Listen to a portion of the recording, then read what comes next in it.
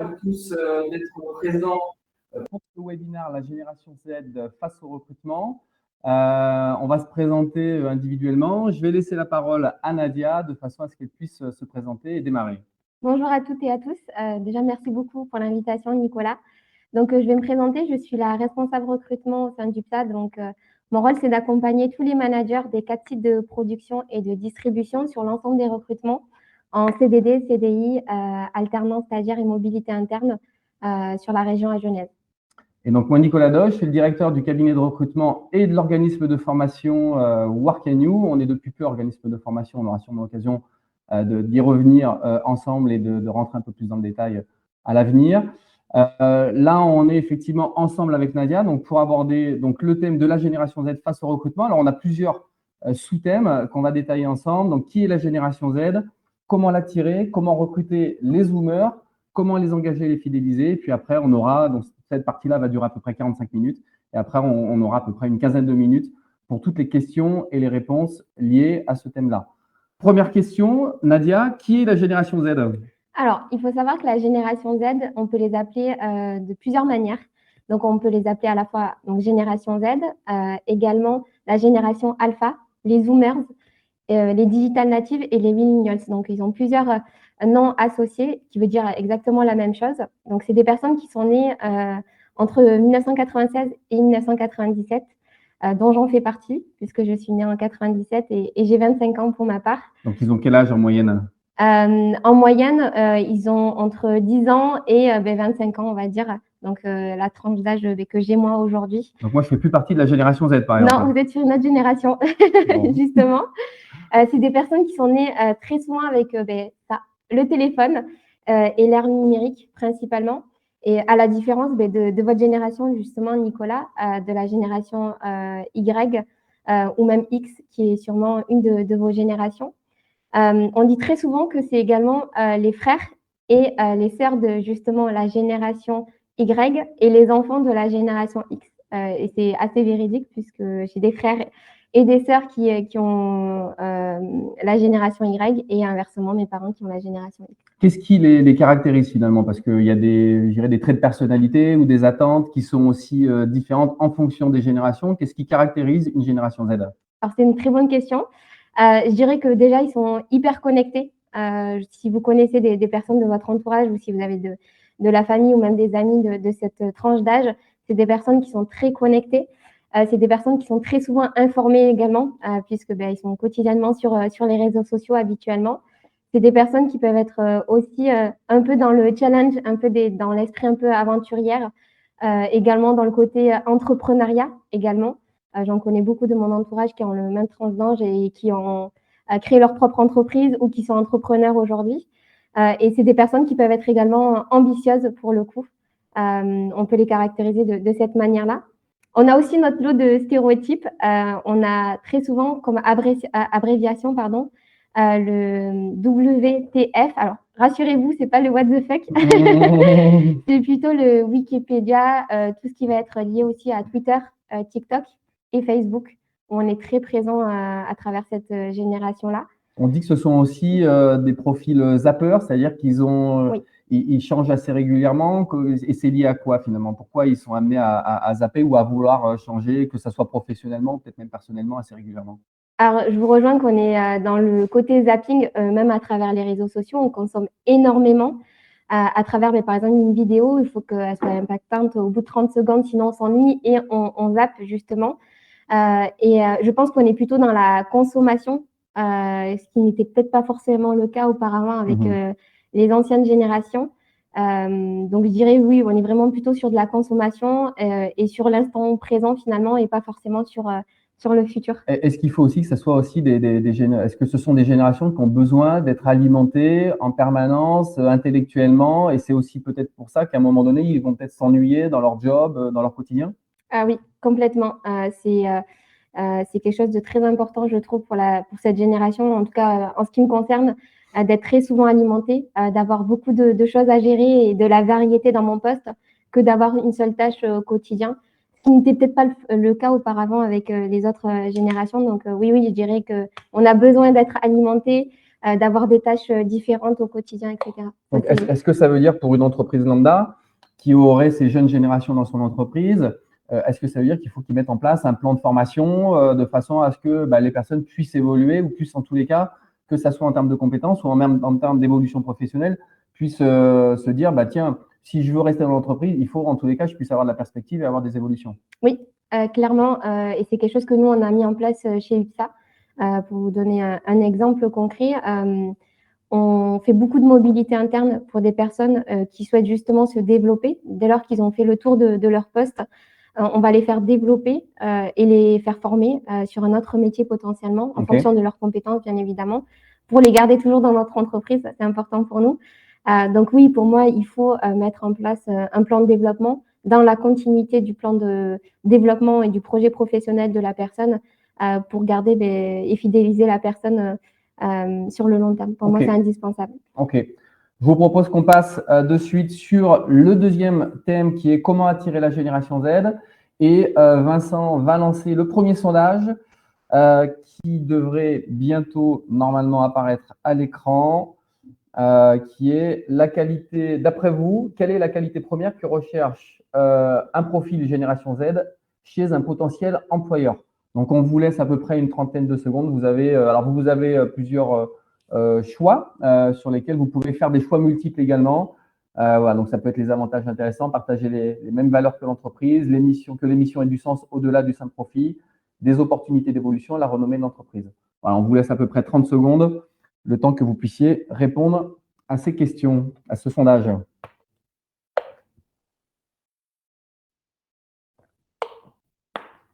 Vincent, tu nous dis quand c'est bon. C'est la moitié des participants. Voilà, 68%. Allez, on publie. On est bon? Alors, d'après vous, quelle est la qualité première que recherche la génération Z? À 72%, que l'émission ait du sens. Alors, c'est intéressant finalement, ce résultat, au-delà du simple profit. En deux, on aurait les opportunités d'évolution. Je vais te laisser du coup, Nadia, réagir à ça, parce que il y a un lien finalement par rapport à ce qu'on disait à l'instant, ou partager les mêmes valeurs que l'entreprise. Qu'est-ce que tu en penses?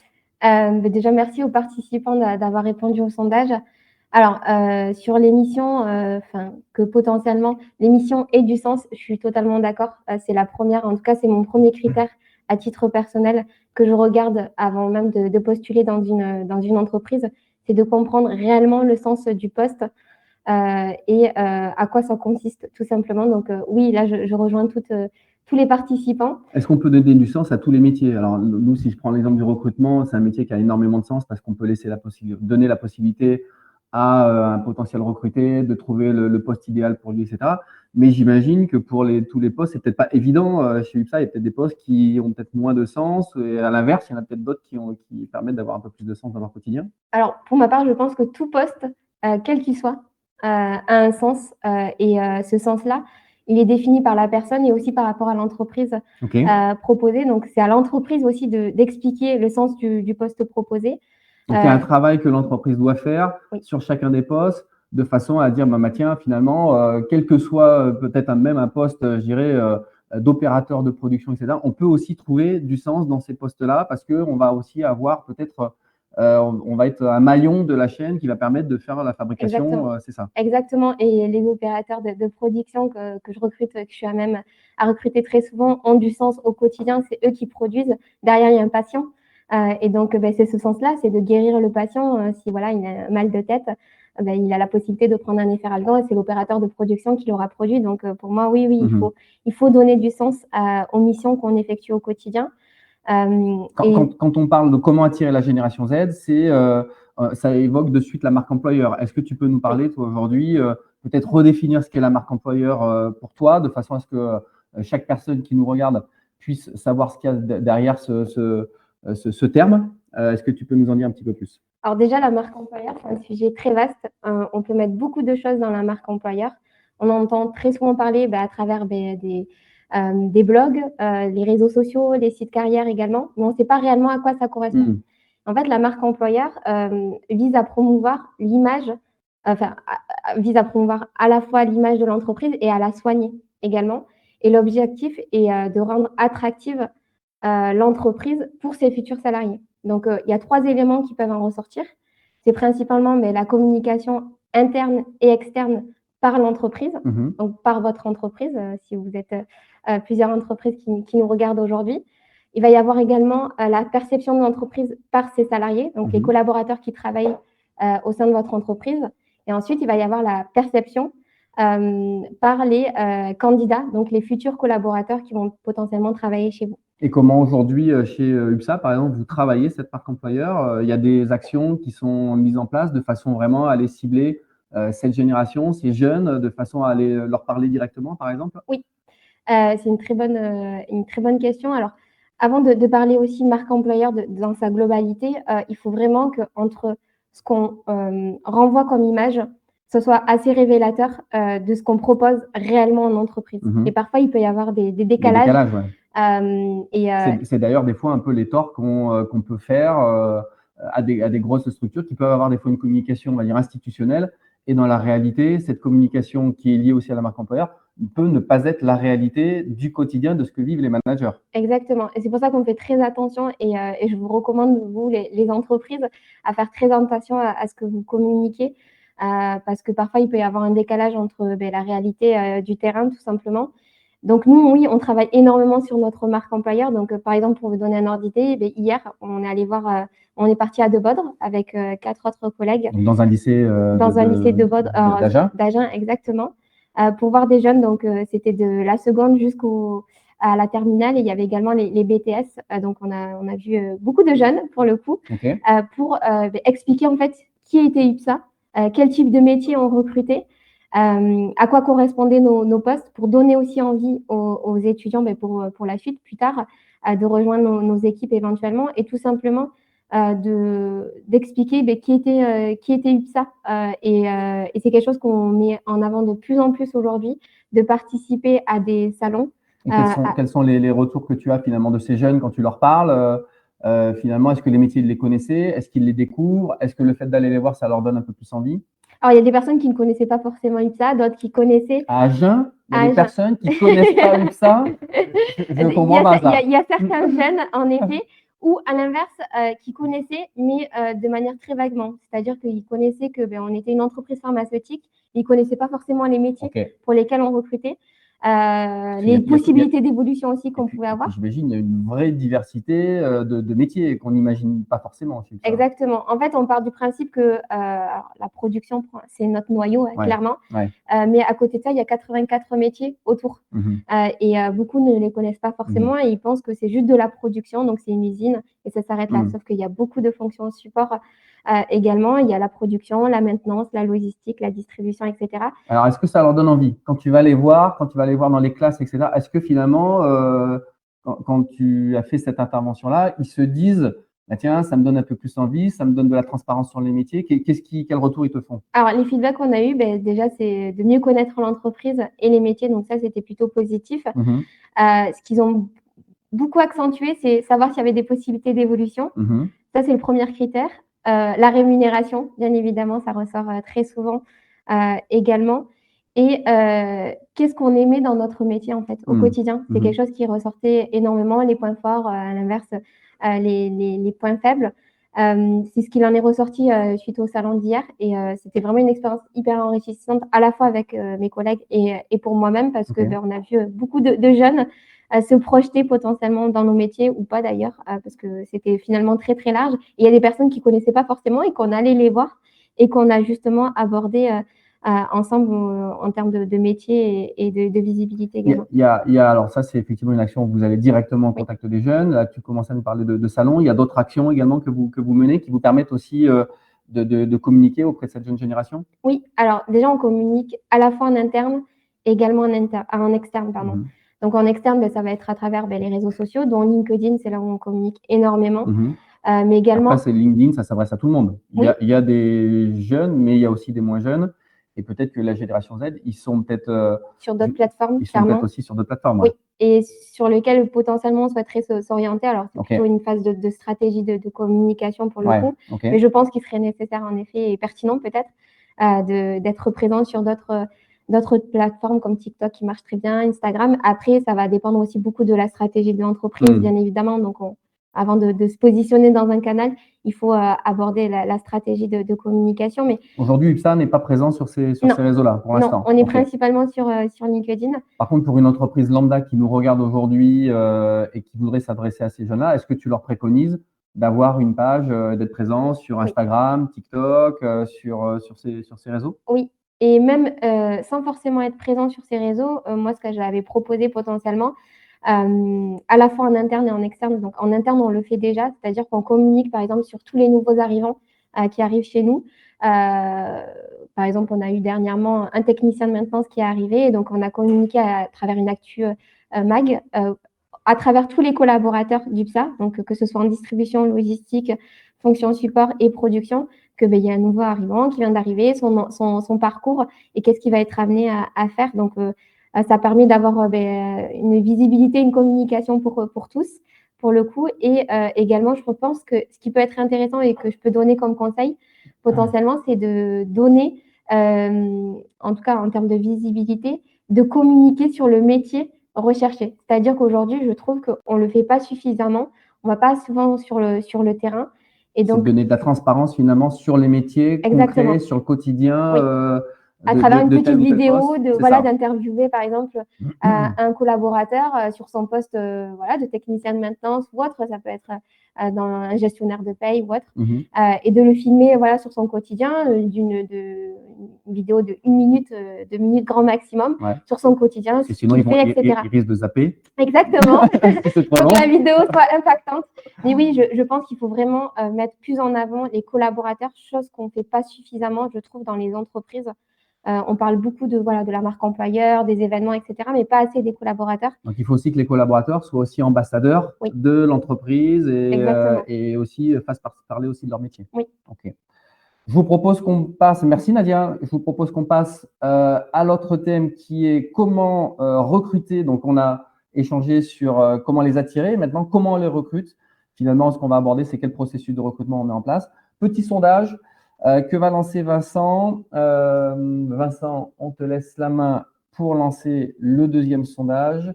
Voilà, quel est le premier média utilisé par la génération Z d'après vous pour trouver un emploi?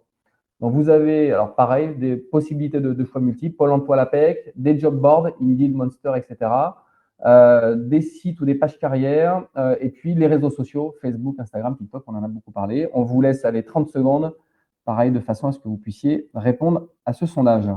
Aussi qui peuvent laisser des messages sur… Exact. Merci Vincent. Vous pouvez, n'hésitez pas à poser des questions, à laisser des messages sur le chat et puis sur l'onglet que vous avez en bas qui s'intitule questions-réponses. Voilà, n'hésitez pas à mettre vos commentaires ou vos questions. Allez, on laisse encore 10-15 secondes. Comment on est au niveau des réponses, Vincent? Ok. Il faut toujours participer par la suite. Alors, donc vos réponses sur les premiers médias utilisés par la génération Z. Bon, sans trop de surprise, les réseaux sociaux, Facebook, Instagram, TikTok, on en a pas mal parlé. Et puis les job boards, Indeed, Monster. Et puis en troisième, les sites et les pages carrières. Et en dernier, Pôle emploi, l'APEC. Nadia, oui, je rejoins les participants. En effet, les réseaux sociaux sont le premier média aujourd'hui pour communiquer à travers cette génération. Comme je vous l'ai dit précédemment, on est ultra connecté, ultra réactif, et c'est à travers les réseaux sociaux justement qu'il faut communiquer. Et je pense qu'il faut vraiment savoir s'adapter vis-à-vis du marché et de cette nouvelle génération. Et je pense qu'elle va perdurer encore dans le temps. Sur notre manière de communiquer à travers les réseaux sociaux, mais aussi, je trouve pertinent aussi ce qui avait été mentionné en deuxième réponse sur les job boards, où on communique toutes nos offres aujourd'hui à travers différents sites comme Indeed, Monster, APEC, etc., où il peut y avoir un site, une page carrière en fait de l'entreprise, et je pense que c'est aussi un bon moyen de communiquer autre que les réseaux sociaux. Et on parle des réseaux sociaux, mais aussi de quelle manière on communique à travers les réseaux sociaux. Et je pense que c'est une bonne question à se poser. Je trouve que la photo de communiquer à travers les collaborateurs, etc., reste pertinente. Mais la vidéo aujourd'hui, c'est vraiment un très bon moyen si la vidéo est impactante et si la vidéo, elle est intéressante sur le coup, on va s'arrêter automatiquement. Exactement, ça va donner envie et surtout, on va s'arrêter dessus automatiquement. Aujourd'hui, les vidéos, c'est un média qui est énormément consommé aussi par les jeunes au quotidien. Exactement. Aujourd'hui, on peut le voir sur TikTok, Facebook, etc. Instagram. Instagram, ils ont bien compris Oui. la nécessité, effectivement, de communiquer via des vidéos. Exactement. À travers des Reels qui durent 20-30 secondes. C'est ça. Aujourd'hui, c'est ce qui attire, je trouve, cette nouvelle génération. Alors, comment on fait pour les recruter, ces jeunes? On va considérer qu'on a très bien fait notre job pour pouvoir les attirer, et puis on a la chance d'avoir énormément de candidats qui postulent aux différentes offres. Est-ce qu'il faut avoir un processus de recrutement spécifique à ces jeunes-là, ou à l'inverse, il faut peut-être remettre en question peut-être un processus qui peut être archaïque, qui peut dater d'il y a 5 ans, il y a 10 ans? Qu'est-ce qu'on met en place finalement? Alors, selon moi, déjà, il faut travailler. Il doit y avoir un gros travail sur l'expérience candidat, dans le sens où la première chose à faire, c'est travailler ses annonces. Quand on va diffuser une offre, pour moi, il faut donner envie. Alors, il faut bien évidemment que ce soit réel, hein, parce que donner envie, c'est très bien, mais à côté de ça, il faut que ce soit réel. Il faut vraiment que ce soit dans la réalité, en fait, par rapport à ce que je vous ai dit précédemment.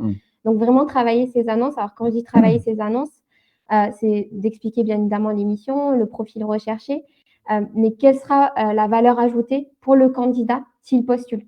Il y a ce premier élément, les éléments de rémunération. Je pense qu'il y a beaucoup d'offres encore. Ça reste, y compris pour ma génération, hein, c'était déjà un élément important, mais ça reste aussi une priorité pour les jeunes générations. Je l'ai eu à 2-3 reprises hier avec pas mal de jeunes qui me posaient la question sur la rémunération. Et je pense que c'est en effet un critère quand même qui reste important pour la nouvelle génération. Est-ce qu'ils ont besoin de transparence? Est-ce qu'ils ont besoin de… Parce que souvent, j'aurais tendance à dire, si on reste un peu sur ces processus de recrutement, je dirais un peu archaïques, où on ne donnait pas forcément toutes les informations, etc., sur l'entreprise. Des fois, on était peut-être un peu énigmatique, etc. Aujourd'hui, est-ce qu'il y a cette nécessité d'être vraiment transparent sur l'ensemble du processus? Oui, pour moi, il faut être transparent dès le début parce que de toute façon, ça va se savoir un jour ou l'autre. Donc oui, bien évidemment, il faut être transparent à la fois sur les annonces. Il faut être transparent lors de l'entretien, d'expliquer de manière très claire comment va fonctionner le process de recrutement. Est-ce qu'il y a potentiellement d'autres candidats aussi en face? Moi, c'est quelque chose que j'ai vraiment mis en place depuis mon arrivée. Je suis la plus transparente possible auprès des candidats que je rencontre au quotidien sur le fonctionnement du process de recrutement. J'essaye de mettre aussi à l'aise le candidat parce que c'est pas un exercice facile de passer un entretien face à un recruteur en face de soi. Donc ça, je pense que c'est le deuxième critère. Il y a aussi, c'est quelque chose de très important et je vais vous donner une petite anecdote aussi sur l'expérience que j'ai pu avoir quand j'étais candidate. C'est le manquement de réponse à des candidatures que j'ai pu envoyer auprès de certaines entreprises où je n'avais jamais eu de réponse. Alors, jamais eu de réponse de la part de l'entreprise ou de la part du candidat? Non, de la part de l'entreprise en question. J'étais candidate et donc je postulais à une entreprise et dont je n'avais pas de réponse suite à la candidature.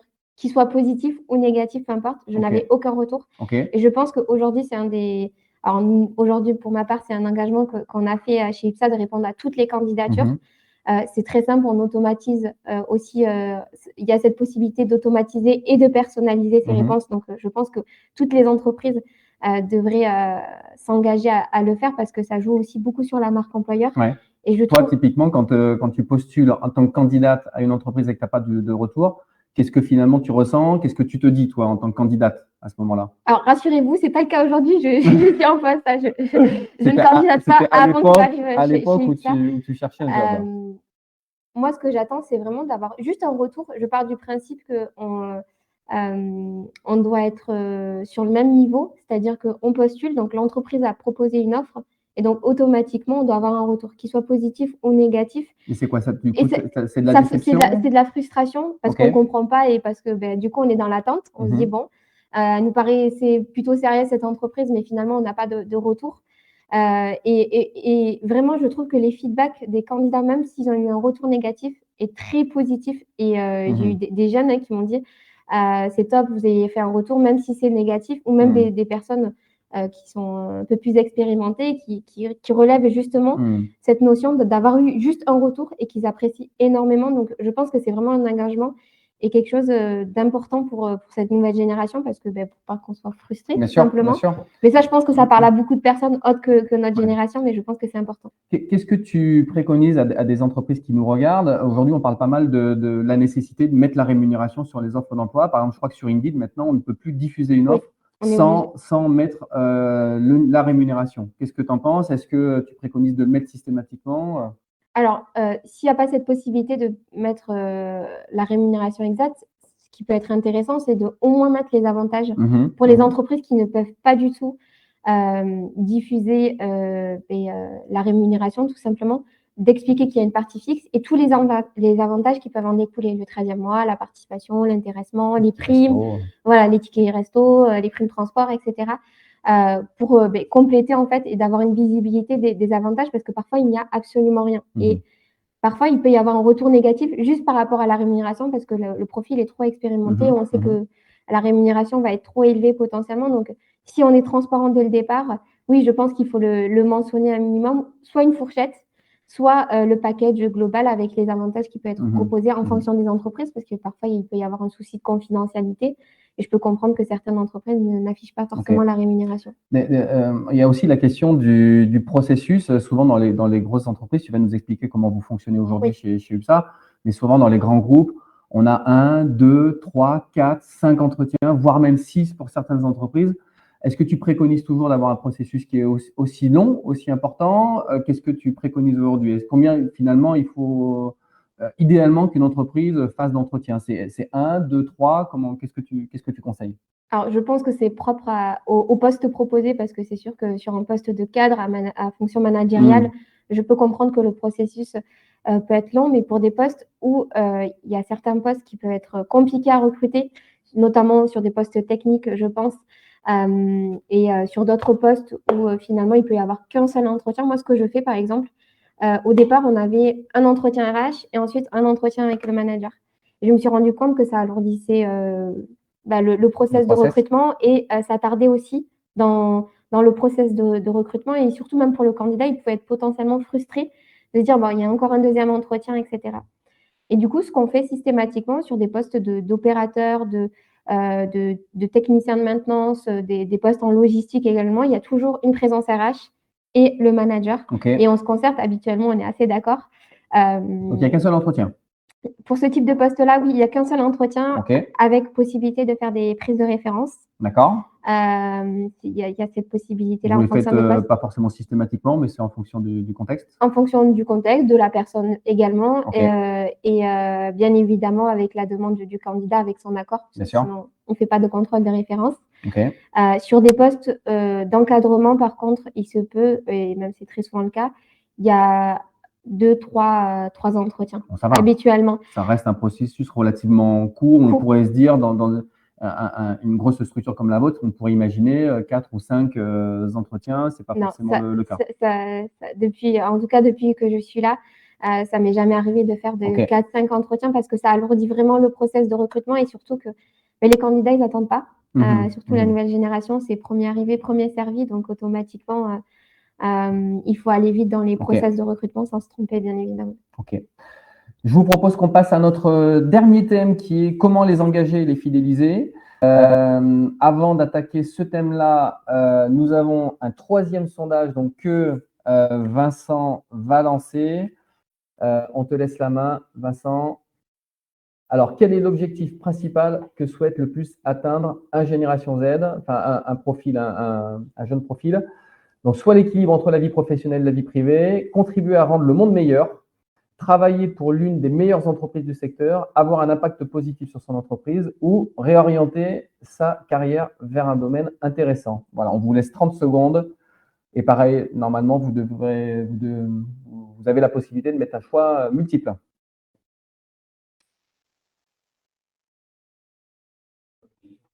Allez, on vous laisse encore quelques secondes. On en est où, Vincent? Ok. Allez, il nous reste le dernier thème où on a à peu près une quinzaine de minutes.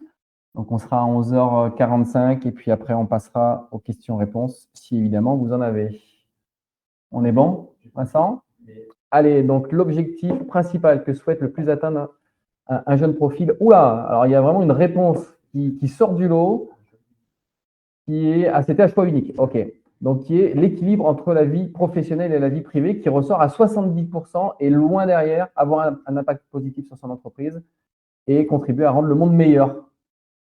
Nadia, un commentaire éventuel, l'équilibre vie pro, vie perso. Qu'est-ce que tu en penses? C'est un élément que je souhaitais aborder, donc c'est parfait si tous les répondants ont répondu à cette réponse.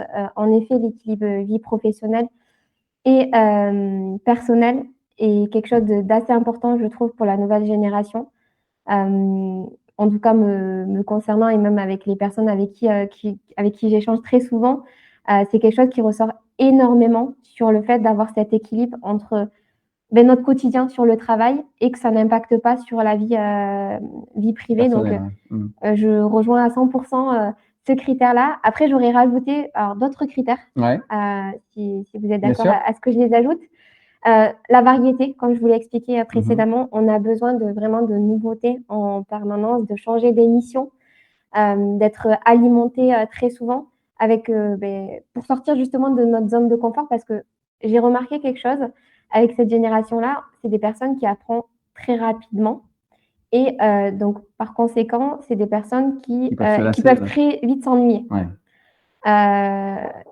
Pour vous donner une autre anecdote, dans mon précédent emploi, j'ai commencé en communication et marketing digital et j'avais très vite fait le tour dans mon poste et j'ai voulu justement apprendre et découvrir un autre métier qui était le recrutement, grâce à vous d'ailleurs, Nicolas, parce que c'était avec vous. C'est ce que j'allais dire, ça me parle, ça. Ça vous parle très bien, pour le coup, puisque c'était avec vous il y a quelques années de cela. Et c'est vrai que j'avais besoin de cette variété, de découvrir d'autres choses que la communication, et dont j'ai continué dans le recrutement. Et vous m'avez alimenté parce que j'avais besoin d'apprendre. Vraiment, j'étais dans une phase de montée en compétences et d'apprentissage. Donc, je dirais vraiment la variété. Il y a le côté aussi qui ressort très souvent, c'est l'éthique, tout ce qui va être démarche RSE. On parlait tout à l'heure effectivement d'avoir du sens dans ce qu'on fait. Est-ce que tu préconises aujourd'hui une entreprise qui n'a pas forcément mené d'action dans des démarches RSE, dans nos responsabilités sociétales des entreprises?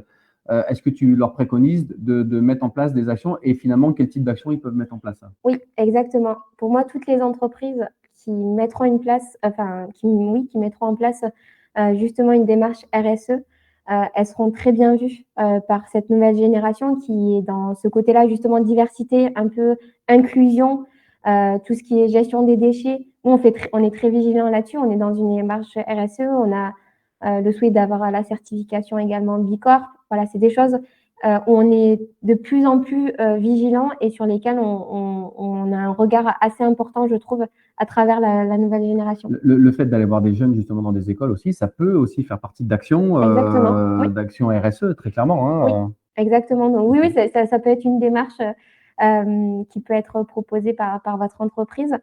Il y a aussi… Oui. Ouais, et alors, si ma question, c'était qu'est-ce que tu peux préconiser pour que un jeune de cette génération-là, finalement, soit le plus fidèle à une entreprise? On parle beaucoup de télétravail, on parle beaucoup là, on parle d'équilibre vie pro, vie perso. Sur l'équilibre vie pro, vie perso, est-ce que, par exemple, d'avoir des horaires flexibles, de mettre en place ce genre d'action, de mettre en place un accord de télétravail, si évidemment le poste le permet? J'imagine que les postes en production, là, c'est plus compliqué. On ne va pas télétravailler et produire des médicaments, ça va être compliqué. Mais dans la mesure du possible, est-ce que c'est des choses, par exemple, chez UPSA aujourd'hui, que vous mettez en œuvre, ou c'est compliqué à mettre en œuvre aujourd'hui? Alors, bien évidemment, oui. C'était mon quatrième point sur la flexibilité, le télétravail, avant même qu'il y ait le Covid. Le Covid a aidé, je pense, mais ça a accentué la démarche. Ouais. Exactement, mais tout ce qui est travail à distance, flexibilité sur les horaires, le télétravail, bien évidemment, s'il y a une confiance entre le manager et le collaborateur, ça va de soi. Oui, c'est des critères qui sont de plus en plus recherchés de par la nouvelle génération. Après, bien évidemment, il y a certains postes qui peuvent pas forcément être possibles en télétravail. Nous, on a des horaires postés pour des personnes qui sont en production, sur de la maintenance, etc. Après, je vais juste rebondir sur la démarche un peu RSE pour justement investir et pousser cette génération-là, ou même d'autres personnes, c'est de les inscrire dans des projets, par exemple. Ouais. C'est quelque chose que nous, on a mis en place petit à petit. Donc, des projets transversaux qui peuvent être Exactement. initiés par l'entreprise, C'est ça. etc. Et donc, Exactement. de les investir dans ces projets-là. Exactement. Ok. Je trouve que investir les jeunes sur des projets, ben, ça les alimente aussi. Ok. Ça les responsabilise également sur d'autres sujets autres que les sujets qu'ils connaissent au quotidien.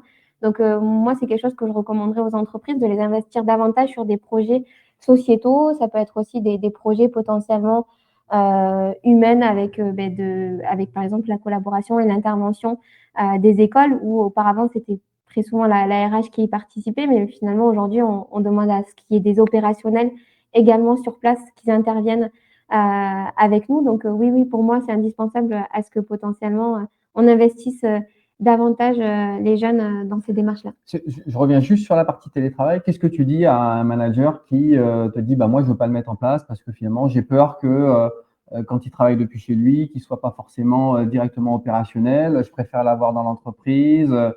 Comment finalement lever un peu ces peurs qui sont humaines, qui peuvent être aussi logiques pour des gens qui ont l'habitude de travailler avec des collaborateurs qui sont en présentiel? Il y a plusieurs possibilités et plusieurs solutions à ça. Si potentiellement il y a certains managers qui peuvent être réfractaires au télétravail, chose que je peux comprendre.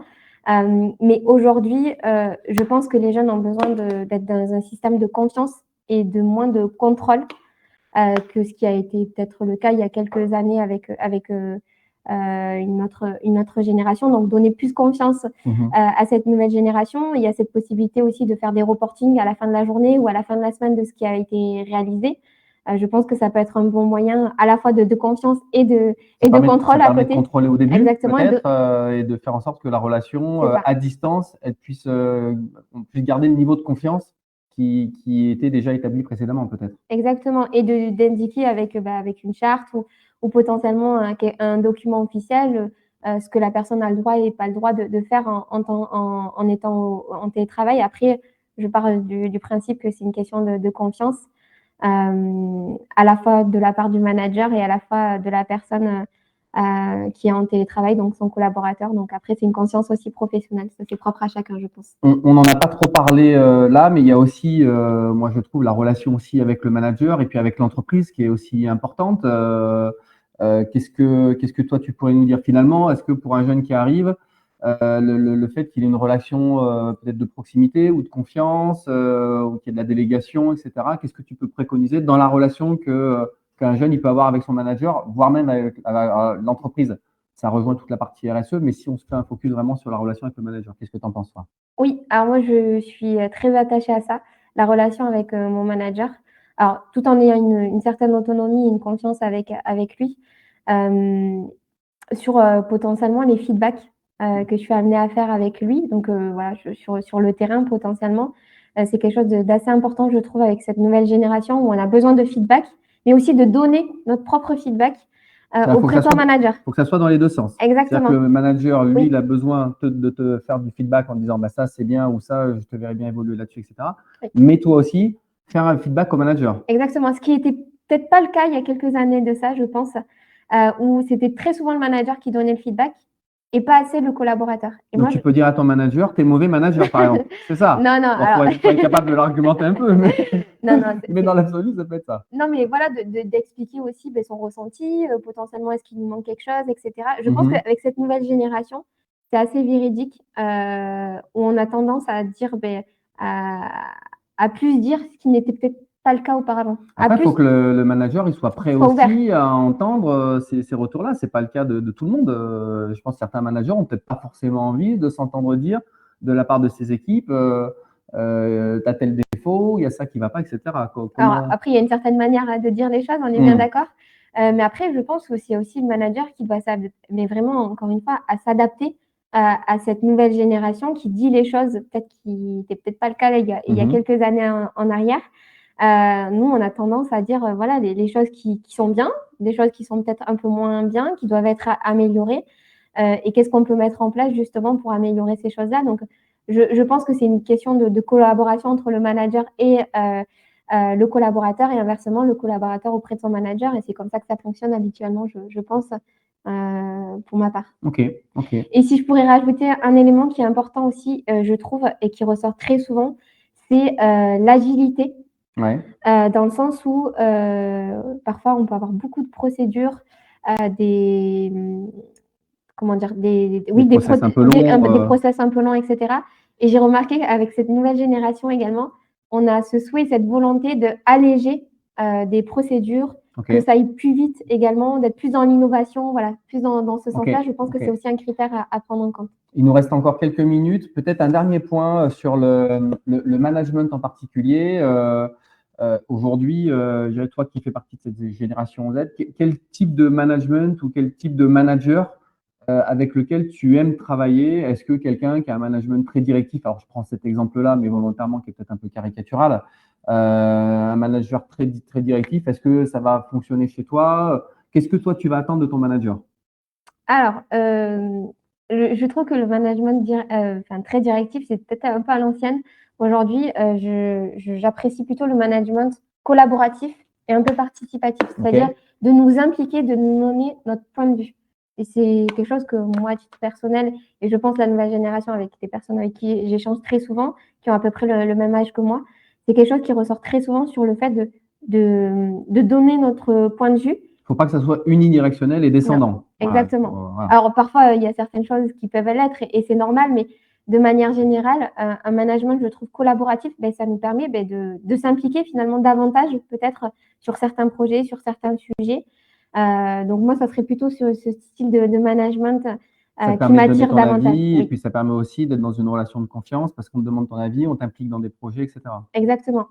Moi, c'est vraiment ce type de management-là qui me plaît énormément. Ok. Est-ce qu'il y avait d'autres sujets qu'on n'a pas forcément abordés sur le fait de les engager, de les fidéliser? Est-ce que, par exemple, sur la notion d'engagement, sur toute la notion d'intégration, comment aujourd'hui, il nous reste encore quelques 2-3 minutes, est-ce que tu peux nous dire, par exemple, sur toute la partie intégration, est-ce qu'il y a un plan d'intégration, comment aujourd'hui ils sont intégrés dans l'entreprise, etc. Oui. Alors, au niveau de l'intégration d'un nouveau collaborateur, alors moi, je vais vous donner mon expérience qu'on est amené à faire depuis peu, que ce soit avec des jeunes ou moins jeunes. Là, c'est vraiment de manière très globale. Ce qu'on fait systématiquement aujourd'hui, c'est de faire un mail de bienvenue quelques jours avant, potentiellement, le collaborateur, avec un petit message assez sympathique de savoir comment va se dérouler la semaine avec son manager, etc. Donc ça, c'est le premier critère. Dernièrement, une personne qui est arrivée dans notre service là, il y a quelques mois, j'avais proposé de décorer son bureau et de faire une petite photo sympathique, quelque chose qui a beaucoup plu à la personne qui a embauché parce que elle était très attendue pour le coup. Et c'est quelque chose qu'on a fait par la suite avec d'autres collaborateurs, de décorer un peu le bureau, d'avoir des choses un peu sympathiques à lui donner le premier jour. Donc, par contre, ça oblige à avoir quasiment, si vous faites plus de 100 recrutements à l'année, d'avoir un décorateur d'intérieur. Il faut embaucher un décorateur. Ah oui, ça c'est un travail à temps plein. Non, mais oui, on est bien d'accord. Alors, on l'a fait sur certains postes de manière très spécifique, mais c'est une petite attention. Par exemple, d'organiser un petit déjeuner entre midi et 2, de manger avec la personne potentiellement. Ça va être également de désigner aussi, alors c'est quelque chose qu'on a mis en place, de désigner une marraine et un parrain, par exemple. Vous avez un système de parrainage en interne, etc. Exactement, c'est ça. Qui existait déjà avant que tu arrives ou que tu as mis en place qui existait déjà et qu'on améliore au fur et à mesure par la suite. Et ensuite, voilà, d'avoir tous les outils pour le collaborateur, je pense que c'est la base. Et ce qui était intéressant, et c'est ce qu'on m'avait demandé quand je suis arrivée, j'ai trouvé la chose très intéressante, c'était de faire un rapport d'étonnement du poste que j'occupais, de qu'est-ce qu'il y avait, qu'est-ce qu'il n'y avait pas, qu'est-ce que je pouvais proposer, etc. Et en fait, il m'avait vraiment demandé mon point de vue. C'est quelque chose que j'avais beaucoup apprécié. Tu l'avais fait au bout de combien de temps? Dès mes premiers jours quand je suis arrivée. Une semaine, par exemple je crois que ça avait duré une quinzaine de jours. La semaine qui suivait, je présentais le rapport d'étonnement. Donc, ça permet aussi, encore une fois, d'impliquer le collaborateur dès le début. Donc, j'ai trouvé ça intéressant et qui peut être intéressant. De donner son avis, finalement, sur de le mettre en place. Poste. Exactement. Peut-être un dernier point qu'on a abordé tout au début et qu'on n'a pas réabordé là, qui est la formation. On en a parlé tout au début sur ce qui attirait finalement les générations Z et ce qui recherchait. Est-ce qu'en quelques mots, tu peux nous dire aujourd'hui, chez UPSA par exemple, ce qui est mis en place en termes de formation, de façon à les faire monter en compétences et justement pour qu'ils puissent en permanence être aussi alimentés sur leur job? Alors, au niveau des formations chez nous, donc on a un service dédié, donc qui est Coralie qui s'en charge, où en fait chaque collaborateur définit son plan de développement individuel, donc son projet professionnel sur l'année, sur ses souhaits d'évolution, de montée en compétences, etc. Donc c'est inscrit sur papier. Et il y a cette possibilité-là. Donc, si par exemple demain, donc aujourd'hui je suis RH et je veux découvrir le monde de la comptabilité, donc je vais découvrir le métier de gestionnaire de paie. J'ai possibilité en fait à travers des vies ma vie ou des découvertes métiers sur plusieurs jours de voir un gestionnaire de paie et de voir vraiment son quotidien pendant plusieurs jours. Donc il y a cette possibilité-là. Après, on a des… Est-ce que dans l'absolu, si par exemple tu fais ce vie ma vie-là, tu dis ouais, le métier il me plaît, j'imaginais pas ça, etc. Et si tu souhaites basculer sur ce métier-là, dans l'absolu, est-ce que c'est possible ou pas? Alors, il faut qu'il y ait une ouverture de poste et que le service le permet, parce que tous les postes qu'on ouvre en interne chez nous, donc tous les postes qu'on ouvre tout simplement sont dans un premier temps ouverts exclusivement en interne. Et une fois que s'il n'y a pas cette possibilité de le pouvoir en interne, on l'ouvre en externe. Mais on donne toujours la chance systématiquement à tous les collaborateurs, quels qu'ils soient, en interne d'évoluer. Et donc, il y a des formations par la suite qui sont proposées. Là, dernièrement, il y a eu énormément de mouvements puisqu'on a créé beaucoup de postes. Et donc, automatiquement, on a dû former les nouveaux arrivants.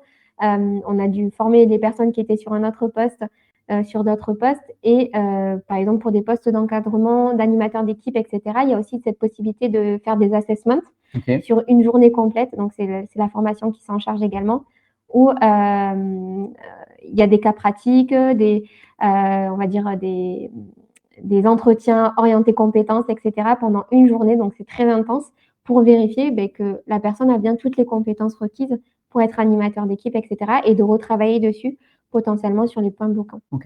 Voilà. Super. Très bien. Merci beaucoup, Nadia. On arrive à la fin de ces 3 quarts d'heure et donc de l'ensemble des thèmes qu'on avait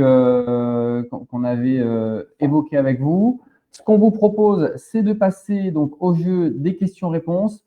Vincent, est-ce que à l'instant T, tu as des questions? Plusieurs, effectivement.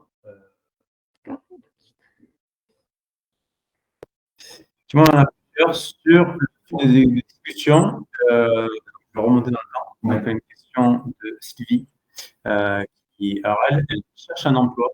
Et malheureusement, je ne rentre pas dans la génération Z, mais ceux-ci, les seniors peuvent apporter des compétences, des valeurs à un cabinet de recrutement chez UPSA. Au quotidien, je communique sur les réseaux sociaux et job board. Donc, ça revient un petit peu sur tout ce qu'on vient de dire. C'est pas forcément, il n'y a pas une question en soi, mais c'était juste remarque.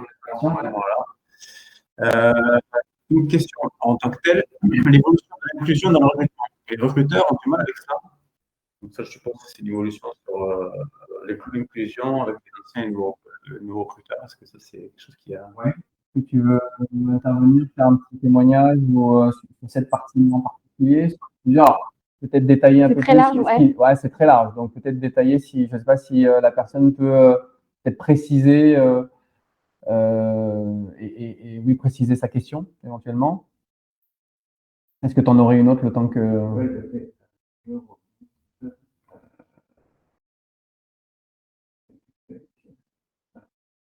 Question à la semaine de 4. Je pense que c'est pour ça. Ah non, il n'y est pas. Est-ce que c'est un sujet sur lequel vous vous penchez? Non, actuellement, ce n'est pas quelque chose. Alors, il faut savoir que UPSA aujourd'hui tourne 7 jours sur 7. Donc, on est une usine de production. Donc, c'est un peu compliqué d'être à la semaine des 4 jours. Après, il y a cette possibilité, notamment pour les postes de fonction support. Je ne parle pas pour des personnes qui sont postées, d'être en effet sur 4 jours. Donc, ils peuvent, par exemple, avoir leur mercredi après-midi et leur vendredi après-midi, ou potentiellement avoir travaillé sur du 80%, donc lundi, mardi, jeudi, vendredi, en fonction de chaque personne, c'est très différent. Après, me concernant, je ne suis pas à la semaine des 4 jours, mais il y a cette possibilité-là, par contre, pour certains, de travailler en 4 jours. On en parle de plus en plus quand même. C'est un sujet, on le voit sur les réseaux, sur LinkedIn en particulier. Il y a de plus en plus de posts qui sont sur ces sujets-là. Il y a pas mal d'entreprises qui s'inspire d'ailleurs de certains modèles qui sont faits dans les pays scandinaves en particulier. Et il y a de plus en plus d'entreprises qui évoquent ce sujet-là aujourd'hui. Toi, à titre personnel, par exemple, qu'est-ce que tu en penses? Est-ce que c'est quelque chose qui peut t'attirer si demain tu étais en recherche ou quand tu as été en recherche, est-ce que ça a été un élément pour toi qui était décisionnel ou pas? Non, ça n'a pas du tout été un de mes critères. Après, je sais qu'on en parle énormément et très souvent d'ailleurs. Je trouve que c'est avantageux d'avoir la semaine des 4 jours. Après, il faut que ça rentre dans les 4 jours également, tout son emploi du temps. Après, c'est propre à chacun. Il y a des personnes qui peuvent être stressées en disant que ben, j'ai que 4 jours potentiellement, et à l'inverse, d'autres personnes qui vont dire ben, j'ai 5 jours, ça me permet d'étaler toute ma charge de travail, parce que 4 jours, ça peut être très réduit. En termes de charge, ça peut être beaucoup plus important sur une journée, quoi. Exactement. Moi, ce que je recherchais beaucoup, c'était la flexibilité. Okay.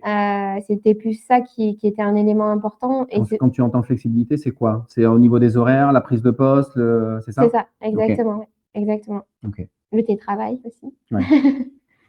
Vincent?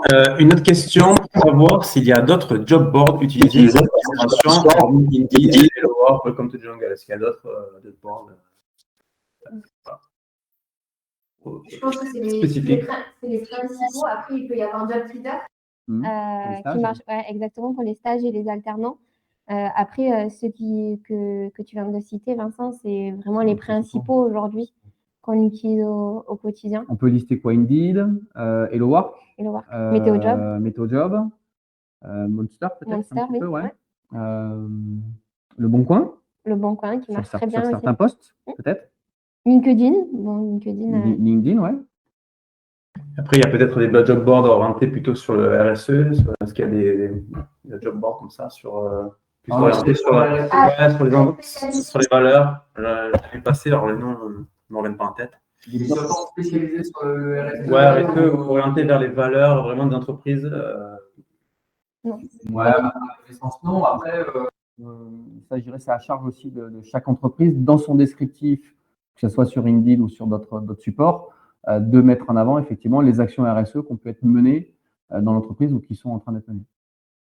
Ok, une autre question. Selon Nadia, quelle est la génération avec laquelle il est le plus difficile de travailler et pourquoi? C'est une question. Est-ce que c'est générationnel déjà? Non. Alors, il faut savoir, pour vous donner un peu le contexte, je suis, je pense, la Benjamine déjà de mon service, et avec qui je travaille, ce sont des personnes qui sont très expérimentées et qui ont de l'expérience et du vécu, donc qui n'ont pas forcément mon âge, avec qui je m'entends très bien. Donc, je suis pas sûre que ce soit une question de génération.